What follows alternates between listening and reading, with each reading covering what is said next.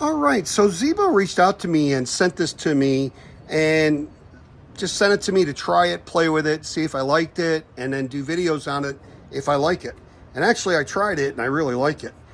Compared to the other ones that I've tried in the past, I really like this. The other ones, they were trash. They basically were gone within a week. They were non-repairable.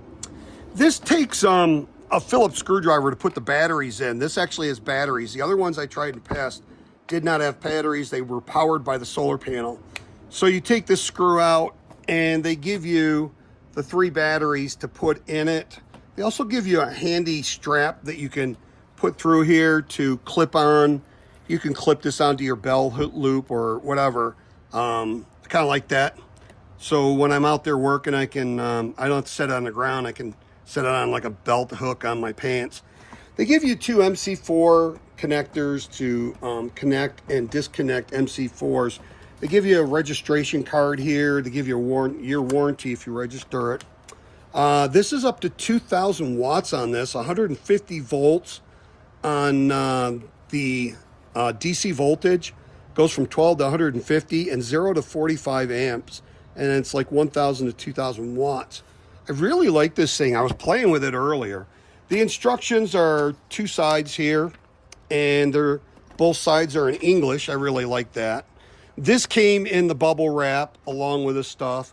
It had the strap that has the Velcro on it that you can Velcro that, like I said. And then you have the alligator clips that you can use to test on one side. And I like this, they have these plugs in here to keep things out of there.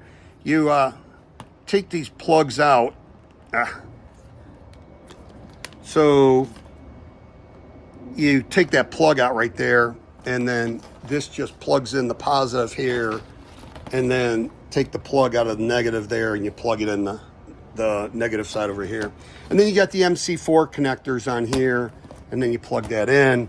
And with this, like I said, you can actually turn this thing on